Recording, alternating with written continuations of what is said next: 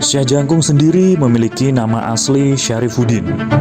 Syekh Jangkung merupakan anak dari Sunan Muria, Raden Umar Said dengan Dewi Sujina. Ki Ageng Kingiran menemukan Syekh Jangkung kecil di pinggiran sungai.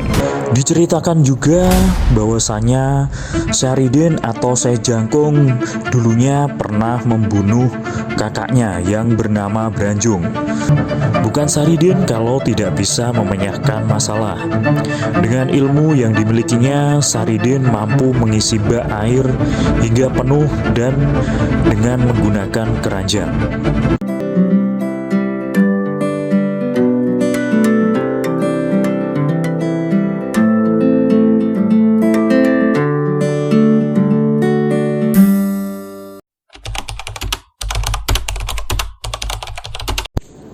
Pada saat itu, seluruh pondok di tempat Sunan Kudus menjadi gempar. Santri-santri mulai membicarakan Syaridin karena dianggap jumawa dan pamer. Akhirnya Sunan Kudus memutuskan untuk mengeluarkan Syaridin dari pondok dengan cara yang baik-baik. Karena dianggap sudah memiliki kecakapan dan ilmu yang matang, akhirnya Sunan Kudus melepas Syaridin dari pondoknya. Setelah Syaridin keluar dari pondok, beliau menjadi bingung, tak tahu mau kemana. Akhirnya beliau berjalan hingga tak terasa sudah berada di pinggir lautan. Di sanalah Syaridin bertemu dengan gurunya Sunan Kalijaga. Dengan berbagai problematika yang dialami oleh Syaridin, akhirnya Syaridin diperintahkan oleh Sunan Kalijaga untuk bertapa di tengah lautan, dengan tujuan agar beliau bisa menyikapi segala peristiwa yang ada dan yang nantinya akan dihadapi oleh Syaridin. Dengan berbekal 2 buah kelapa sebagai pelampung, akhirnya Syaridin melakukan tapa sesuai yang diperintahkan oleh gurunya tersebut. Sebelumnya Syaridin diberikan pesan bahwa ia tidak boleh makan kalau tidak ada makanan yang datang, dan tidak boleh minum kalau tidak ada air yang turun. Berminggu-minggu Syaridin mengapung di tengah lautan.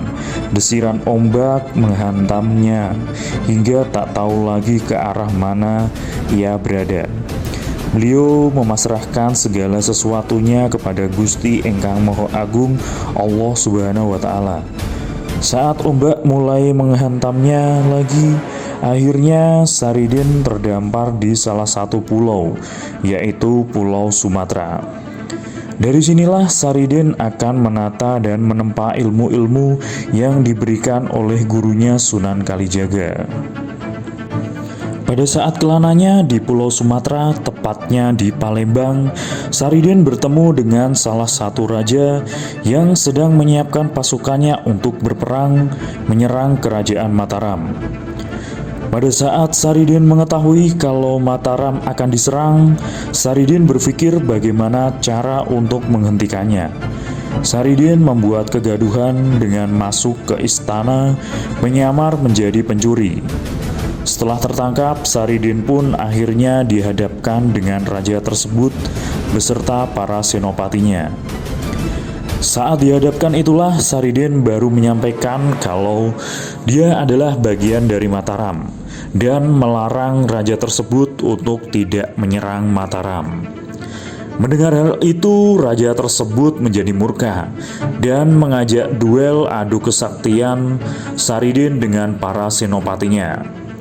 Dan tentunya dengan rajanya tersebut, akhirnya Syaridin pun melayaninya dengan syarat kalau para senopati dan raja kalah, maka dia harus tertunduk dengan Mataram. Duel adu kesaktian pun tidak terelakkan. Di luar dugaan sang raja, ternyata para senopati dan raja tersebut tidak dapat mengalahkan Syaridin.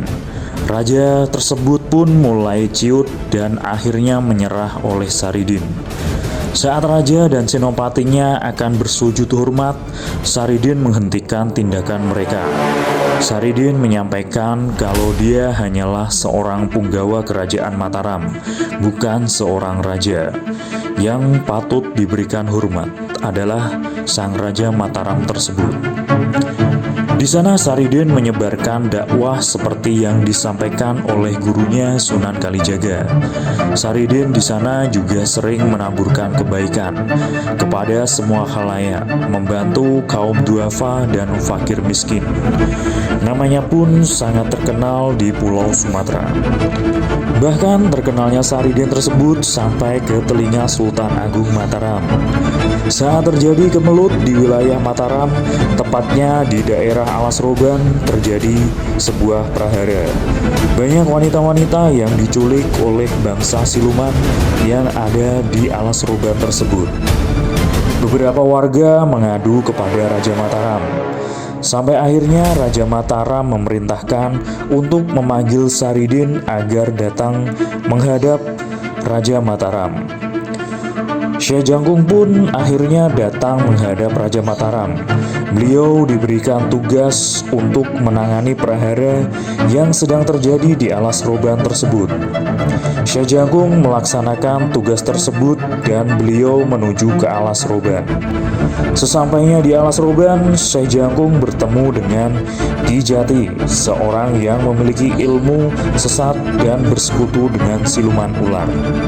Syekh Jangkung pun akhirnya berperang dengan Ki Jati, seorang siluman ular tersebut. Dalam pertempurannya itu, Syekh Jangkung akhirnya dapat mengalahkan Ki Jati. Atas jasa Syekh Jangkung menumpas Ki Jati, Syekh Jangkung mendapatkan hadiah dari Raja Mataram. Dan Syekh Jangkung juga diminta oleh Sultan Agung Mataram untuk menikahi kakak perempuannya yang bernama Retno Jinoli. Setelah menikah, Retno Jinoli diboyong kembali ke Miono. Saat usia Syekh Jangkung sudah memasuki usia tua, beliau memutuskan untuk memilih hidup sebagai petani dengan membuka perkampungan baru di kawasan Pati. Saat Syekh Jangkung membuka area pertanian bersama anak-anaknya, Syekh Jangkung pun mencari seekor kerbau yang akan membantunya membajak sawah. Beliau mencari orang yang akan menjual kerbau tersebut. Di saat mencari seekor kerbau, di sini terdapat dua versi yang beredar. Versi yang pertama adalah Syekh Jangkung membeli seekor kerbau yang masih hidup, akan tetapi usianya sudah sangat tua. Setelah dibawa Syekh Jangkung untuk membajak sawah, kerbau itu sudah tak kuat lagi dan akhirnya meninggal. Saat kerbau itu meninggal, akhirnya Syekh Jangkung berdoa kepada Allah Subhanahu wa Ta'ala untuk menghidupkan kembali kerbau itu dan menggantikannya dengan sisa umur Syekh Jangkung. Doa Syekh Jangkung akhirnya diwujudkan oleh Allah Subhanahu wa Ta'ala, dan pada saat itu daerah itu dinamakan Desa Landoh sesuai dengan nama kerbau dari Syekh Jangkung, yaitu Kerbau Landoh. Versi yang keduanya adalah saat Syekh Jangkung sedang mencari kerbau, beliau bertemu dengan beberapa orang yang sedang memperbaiki atap rumah. Saat itu beliau menanyakan kepada beberapa orang tadi, adakah yang menjual kerbau? Ternyata saat Syekh Jangkung menanyakan ke orang tersebut, mereka malah menunjukkan dan mengajak ke tempat kerbau yang sudah mati. Dikarenakan orang-orang tersebut tidak percaya dengan Syekh Jangkung yang akan membeli kerbau, karena melihat pakaian dari Syekh Jangkung sendiri tidak menunjukkan seperti orang yang kaya. Saat mengetahui kerbau tersebut sudah mati, akhirnya Syekh Jangkung melakukan sholat dan berdoa kepada Allah Subhanahu wa Ta'ala. Setelah Syekh Jangkung selesai berdoa, Syekh Jangkung pun mengusap-ngusap tubuh kerbau yang mati tersebut. Tak disangka kerbau tersebut mengibaskan ekornya dan berdiri dengan gagahnya. Sontak orang yang menipu tadi kaget dan bersembah minta maaf kepada Syekh Jangkung. Dan tepat di mana Syekh Jangkung mendapatkan kerbau tersebut akhirnya dinamakan Desa Landoh. Syekh Jangkung di masa tuanya bertempat tinggal dan beraktivitas di Desa Landoh Kayen, Kabupaten Pati, Jawa Tengah. Dan sebelum wafat, Syekh Jangkung berpesan kepada anaknya agar saat beliau wafat, kerbau tersebut disembelih dan dagingnya dibagikan kepada penduduk setempat dan yang datang melayat. Saat Syekh Jangkung wafat pada kisaran bulan Oktober tahun 1641 atau tanggal 14 sampai 15 Rajab tahun 1563 Saka, anaknya yang pada saat itu diberikan pesan tersebut akhirnya menyembelih kerbau tersebut. Akan tetapi saat disembelih beberapa kali dan bahkan sampai kerbau itu roboh, kerbau tersebut juga belum mau mati dan senjata yang digunakan tidak mempan. Dan bahkan kerbau tersebut masih bisa berdiri kembali. Kejadian tersebut membuat anak Syekh Jangkung menjadi aneh dan kaget serta bingung. Terlepas dari kekagetannya, kemudian anak dari Syekh Jangkung mengambil senjata peninggalan Branjung. Akhirnya kerbau tersebut dapat disembelih dan sesuai dengan amanat Syekh Jangkung, daging dan kulit kerbau tersebut diberikan kepada masyarakat desa Landoh Kayen. Saridin atau Syekh Jangkung mendapatkan nama Syekh Jangkung saat ditempa bertapa apung di tengah laut oleh kakeknya dan juga gurunya, yaitu Sunan Kalijaga.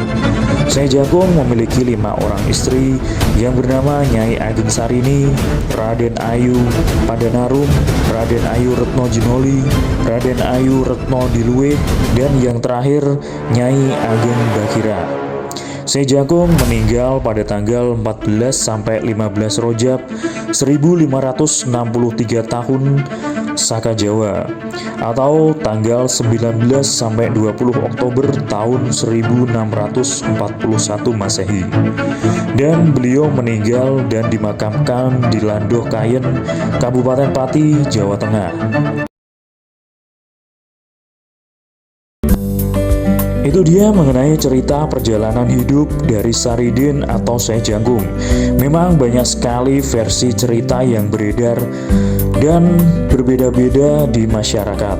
Terkait kebenaran yang seperti apa, saya kembalikan kepada sahabat-sahabat Big Story semuanya.